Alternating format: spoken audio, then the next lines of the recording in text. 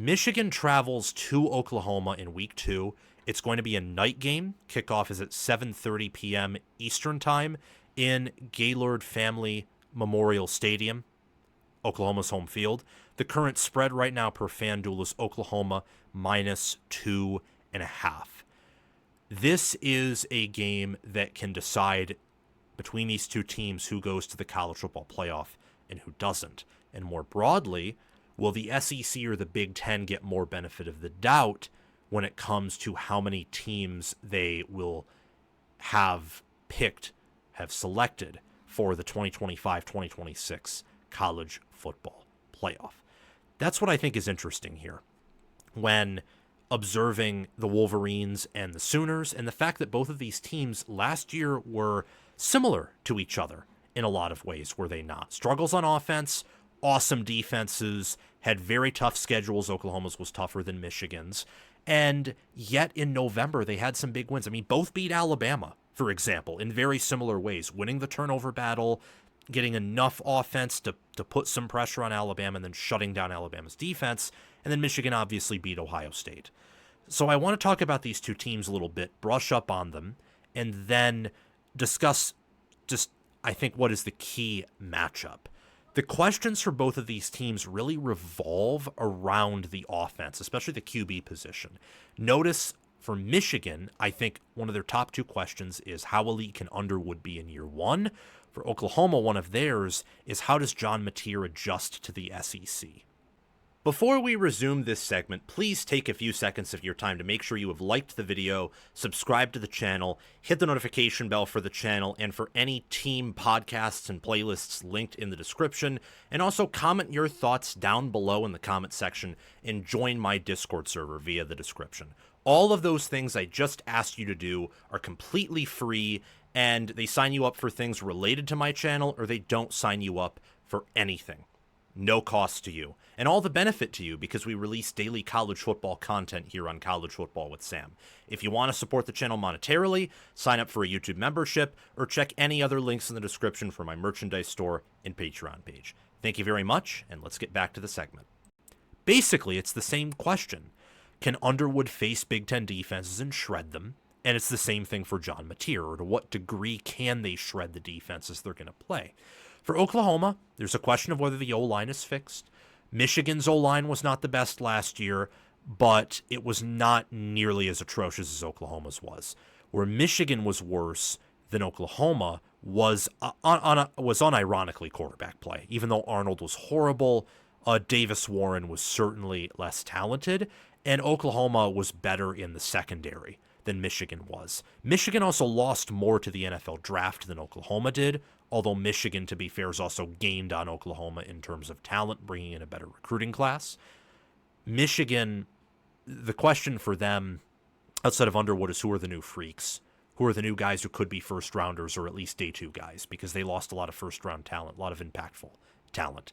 I'm concerned with Michigan at offensive tackle and team soundness, so game management, game planning, really relating to their staff, and I also don't like them at wide receiver. I don't like Oklahoma at tight end, and I still don't like them at the O-line, even though I think it'll be better. The depth situation on offense is also a concern, similar to Michigan's depth at wide receiver.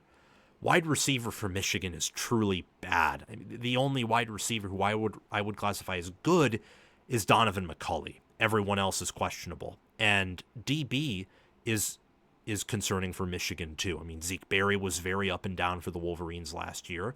Yair Hill was good at the end of the year, but not at the beginning of the year.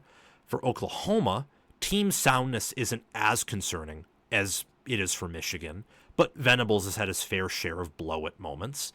And quarterback and wide receiver, I think, have a limited ceiling as well.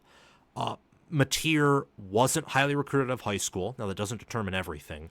But if you look at his resume at Washington State, whenever he faced somewhat talented defenses, he crumbled immediately in the passing game. Now, he was a good scrambler, but now that there's film out on him, and Michigan's defense this year is going to be much better than any defense he played last season, I wonder, and it's the same for any SEC defense he plays, will be better than any defense he faced last season. I wonder, how effective will he be? It's the same thing for Underwood, but Underwood's a true freshman, so you'd expect that if he struggles. For Oklahoma, bringing in John Mateer, they're betting on him saving their season. And that is a risky bet with his resume. Let's just put it that way. I love Michigan and the Sooners both on the defensive line, at linebacker, and special teams for Michigan, safety for Oklahoma. And I love their experience too. They're both top 25 in returning production.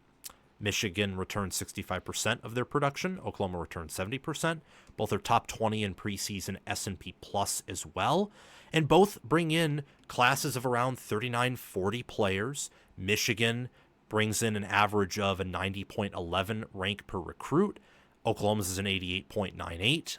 I believe I may not have updated Michigan's incoming class to adjust for Jake Garcia, but he's not going to be playing anyway, so I don't know if that's a really impactful addition. But regardless of that, these two teams are so similar in a variety of ways. That's for sure. Some other players to pay attention to before I get on to what I think is the key matchup.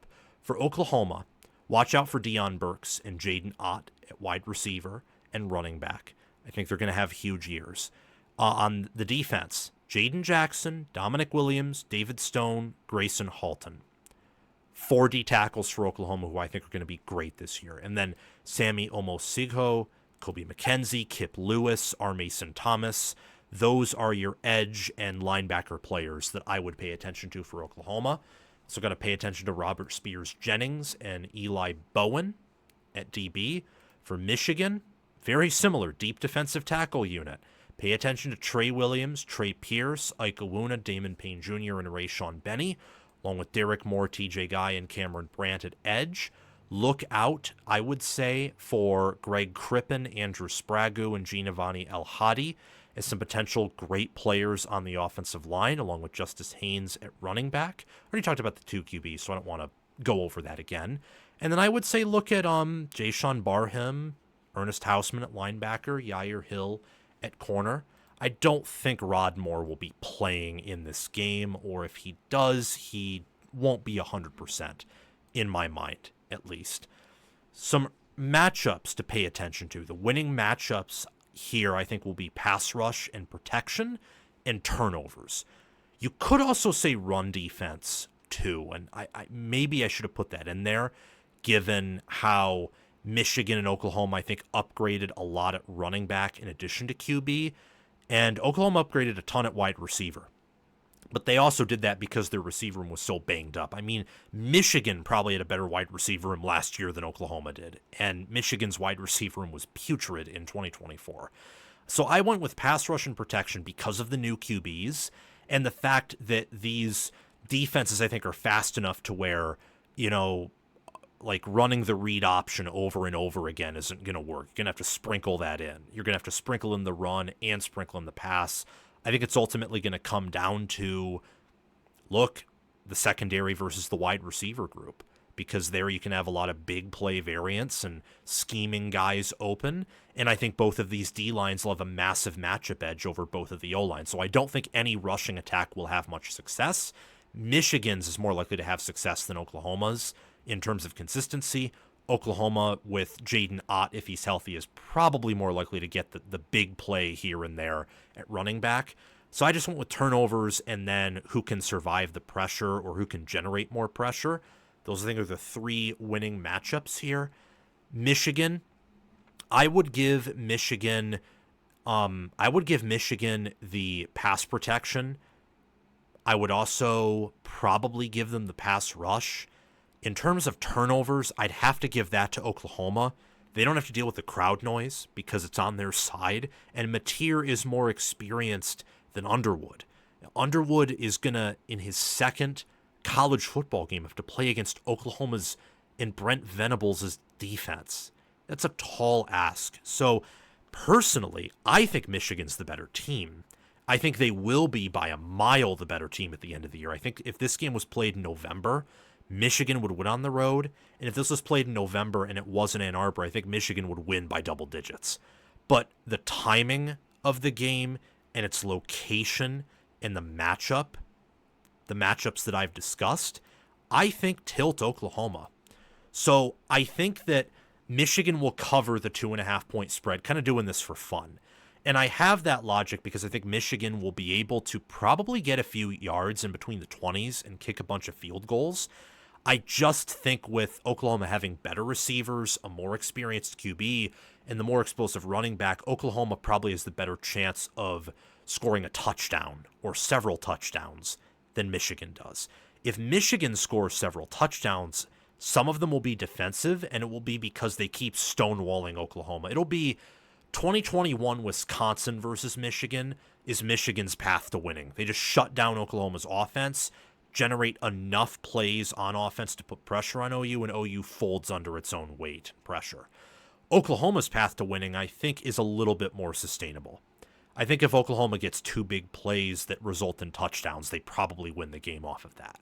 So based on the timing and the home field advantage, it being a night game, I have Oklahoma winning, but Michigan covering. I think that like maybe a 17-15 type game or a 17-16 type game, 20-17, maybe 21-20, 24-22, and maybe Michigan misses a 2-point conversion or something. I think that's how this game is going to go. Now, of course, Michigan covering is just kind of for fun, but the point being, I think Oklahoma will win, but it will be a field goal or maybe even less than that. It will be anywhere from 1 to 3 points, I think, will be Oklahoma's winning score. So that's my analysis on Michigan versus Oklahoma right there. It'll be a low-scoring game.